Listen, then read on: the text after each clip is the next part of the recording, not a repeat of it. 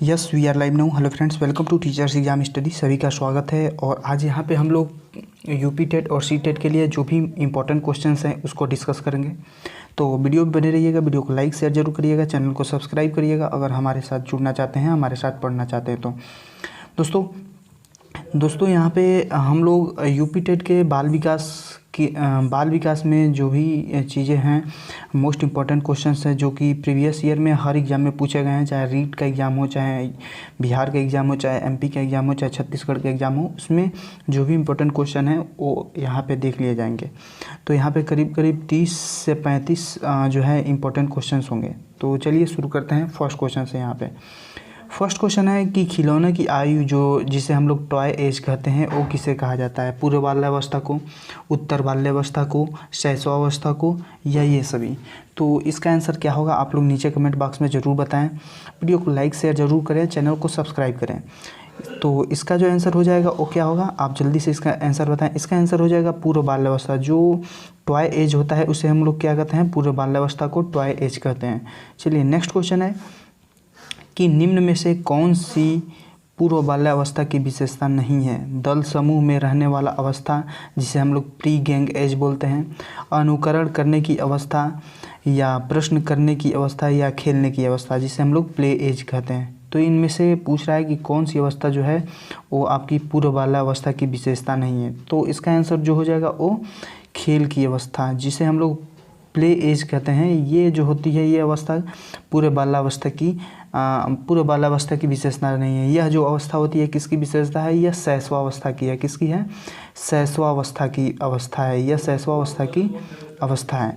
चलिए next question है, और ये नेक्स्ट क्वेश्चन आपका रीट का एग्जाम से रिलेटेड है। रीट में पूछा गया था कि उत्तर बाल्यावस्था में बालक भौतिक अवस्थाओं जो कि गुड्स होता है कि किस आवश्यक तत्व में परिवर्तन समझने लगते हैं? भौतिक अवस्थाओं के किस आवश्यक तत्व में जो है परिवर्तन समझने लगते हैं? द्रव्यमान और संख्या में, या द्रव्यमान, संख्या और क्षेत्र में?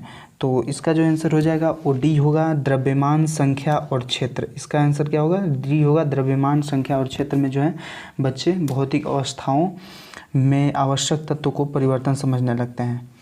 चलिए नेक्स्ट क्वेश्चन। व्यक्तित्व जो स्थायी होता है उसमें समायोजन करने की क्षमता किसमें होती है? पर्यावरण के साथ होती है, जीवन के साथ होती है, प्रकृति के साथ होती है, या ये सभी? तो जो व्यक्तित्व स्थायी समायोजन होता है इसमें जो है व्यक्ति जो होता है वो पर्यावरण के साथ भी समायोजन कर लेता है। अपने जीवन के रहन सहन जो भी जीवन के चीज़ें हैं उसके साथ समायोजन कर लेता है। प्रकृति के साथ भी वो समायोजन कर लेता है। तो इसका आंसर जो हो जाएगा डी होगा। चलिए नेक्स्ट क्वेश्चन। दूसरे वर्ष के अंत तक शिशु का जो शब्द भंडार होता है वो कितना हो जाता है? 100 शब्द, 60, 50 या 10? ये छत्तीसगढ़ टेट में पूछा गया है, चंडीगढ़ टेट में पूछा गया है। तो इसका आंसर बताएं। तो जो दूसरे वर्ष के अंत तक शिशु का जो शब्द भंडार होता है कितना हो जाता है? 100 शब्द हो जाता है। यहाँ पर नेक्स्ट क्वेश्चन है, शर्म तथा गर्व, सेम और प्राउड जैसी भावना का विकास किस अवस्था में होता है? शैशवावस्था में, बाल्यावस्था में, किशोरावस्था में, या वृद्धावस्था में? तो इसका आंसर हो जाएगा वो बी होगा, बाल्यावस्था में। जो शर्म तथा गर्व की भावना का विकास होता है वो कौन सी अवस्था में हो जाता है? बाल्यावस्था में हो जाता है। यहाँ पे नेक्स्ट क्वेश्चन है, मैकडूगल के अनुसार मूल प्रवृत्ति जिसमें जिज्ञासा होता है का संबंध किससे होता है? तो या भय से, घृणा से, आश्चर्य से, या भूख से? तो इसका आंसर हो जाएगा सी हो जाएगा, आश्चर्य से। मैकडूगल ने मूल प्रवृत्तियों को कितने भागों में वर्गीकृत किया है? तो 11 भागों में वर्गीकृत किया है। चलिए नेक्स्ट क्वेश्चन है, शैशवावस्था की मुख्य विशेषता क्या नहीं है? सीखने की प्रक्रिया में तीव्रता, जिज्ञासा की प्रवृत्ति, चिंतन की प्रक्रिया, या अनुकरण द्वारा सीखने की प्रवृत्ति? तो इसका आंसर आप लोग जल्दी से बताएं। इसका आंसर हो जाएगा ओ हो जाएगा सी हो जाएगा, चिंतन की प्रक्रिया। जो थिंकिंग प्रोसेस होता है वो शैशवावस्था की विशेषता नहीं है। यह थिंकिंग प्रोसेस किस अवस्था की विशेषता है? अगर आप लोग जानते हैं तो नीचे कमेंट बॉक्स में ज़रूर बताएं, जितने भी लोग जानते हैं तो।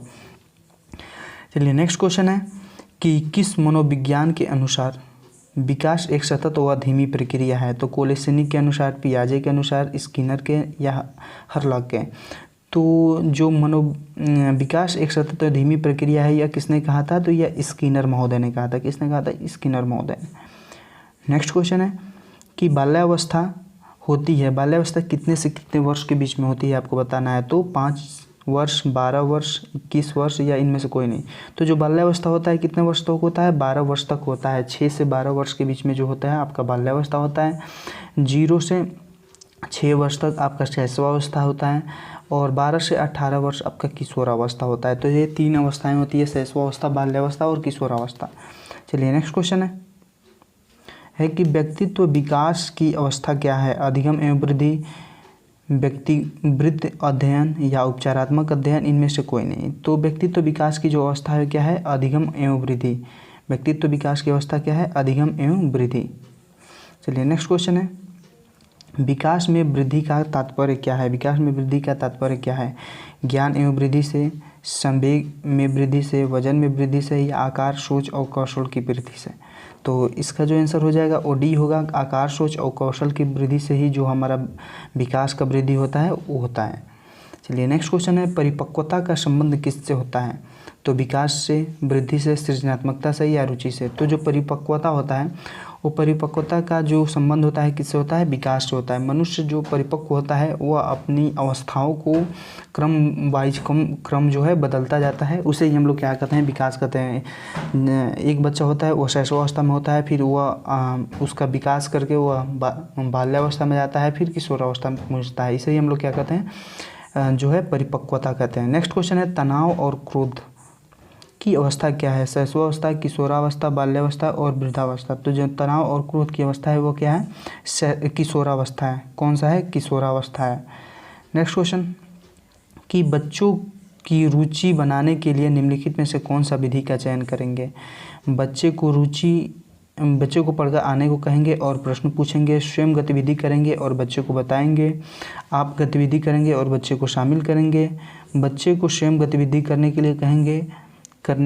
तो इसका आंसर जो हो जाएगा वो डी होगा। जो अगर हम लोग बच्चे में रुचि को उत्पन्न करना चाहते हैं तो बच्चों को स्वयं की गतिविधि करने देंगे और उसके बाद हम लोग प्रश्न पूछेंगे।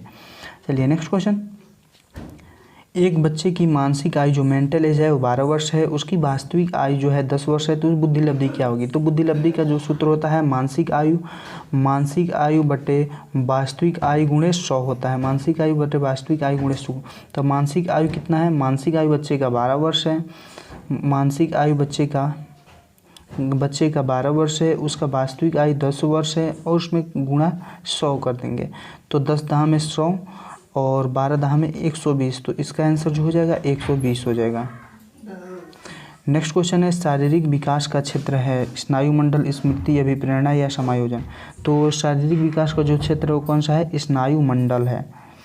नेक्स्ट क्वेश्चन, मूल्यांकन किया जाना चाहिए, किसमें किया जाना चाहिए? मूल्यांकन से बच्चे पढ़ेंगे, इससे बच्चे की उपलब्धि का पता लगता है, बच्चे सीखने के लिए तत्परता का ज्ञान होता है या शिक्षक की उपलब्धि का पता लगता है। तो इसका जो आंसर हो जाएगा वो सी होगा। बच्चे के सीखने के स्तर का पता लगता है, उसे ही हम लोग क्या कहते हैं? मूल्यांकन कहते हैं, या मूल्यांकन इसलिए किया जाता है। नेक्स्ट क्वेश्चन है, शरीर के आकार में वृद्धि होती है क्योंकि शरीर और गत्यात्मक विकास के चलते, संवेगात्मक विकास के चलते, संज्ञानात्मक विकास के चलते या नैतिक विकास के चलते। तो इसका जो आंसर हो जाएगा वो ये होगा, शारीरिक और गत्यात्मक विकास के चलते। मानसिक विकास को प्रभावित करने वाला कौन सा कारक है? वंशानुक्रम है, परिवार और वातावरण है या परिवार और सामाजिक स्थिति या उपरोक्त सभी। तो जो हमारे विकास को प्रभावित करने वाला, मानसिक विकास को प्रभावित करने वाला कारक है वो सभी हो सकता है। वो वंशानुक्रम हो भी सकता है, वो परिवार और वातावरण भी हो सकता है, परिवार और सामाजिक स्थिति भी हो सकता है। नेक्स्ट क्वेश्चन है, पियाजे के संज्ञानात्मक विकास के सिद्धांत के अनुसार संवेदी क्रियात्मक अवस्था क्या होती है, जिसे हम लोग सेंसरी ऑपरेशनल स्टेज बोलते हैं, वो क्या होती है? तो जन्म से 2 वर्ष होती है। देखिए पियाजे का जो संज्ञानात्मक विकास है उसको 4 भागों में डिवाइड किया गया है। उसमें से पहला होता है संवेदी प्रेरक अवस्था। संवेदी प्रेरक अवस्था जो होता है वो 0 से 2 वर्ष के होता है।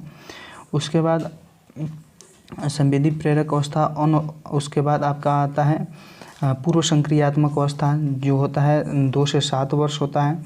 उसके बाद मूर्त संक्रियात्मक अवस्था होता है। उसके बाद मूर्त संक्रियात्मक अवस्था 7 से 11 वर्ष होता है। उसके बाद औपचारिक आता है, तो औपचारिक 11 से 18 वर्ष के बीच में होता है। चलिए नेक्स्ट क्वेश्चन है, परामर्श, जिसे हम लोग काउंसलिंग कहते हैं, का उद्देश्य किस लिए होता है? परामर्श किस लिए किया जाता है? बच्चे को समझने के लिए, बच्चे की कमियों को कारण का पता लगाने के लिए, या जो भी बच्चे समायोजन करते हैं उसकी सहायता करने के लिए, या उपरोक्त सभी? तो इसका आंसर जो हो जाएगा वो डी होगा, उपरोक्त सभी। जो काउंसलिंग किया जाता है उसका मुख्य उद्देश्य होता है बच्चे को समझना, उसके जो भी कमियां हैं उसके कारण का पता लगाना, या जो भी चीज़ें में बच्चे समायोजन नहीं कर पाता है उसका सहायता करना कि बच्चे समायोजन करना सीख लें। चलिए नेक्स्ट क्वेश्चन उत्तराखंड टेट का है 2011 का, कि शिक्षा मनोविज्ञान की दृष्टि से निम्नलिखित में से कौन सा कथन सत्य है? बच्चे अपने ज्ञान का सृजन स्वयं करते हैं, विद्यालय में आने से पहले बच्चे को पूर्व ज्ञान नहीं होता है, अधिगम प्रक्रिया में बच्चे को कष्ट होता है, बच्चे यथावत वहीं सीखते हैं जो उसे पढ़ाया जाता है। तो इसका आंसर जो हो जाएगा वो ये हो जाएगा, बच्चे अपने ज्ञान के द्वारा स्वयं को सृजन करते हैं। तो दोस्तों ये वीडियो आपको कैसा लगा नीचे कमेंट बॉक्स में ज़रूर बताइएगा। वीडियो को लाइक शेयर जरूर करते रहिएगा और हमारे चैनल को सब्सक्राइब करिए। मिलते हैं नेक्स्ट वीडियो में। नमस्कार।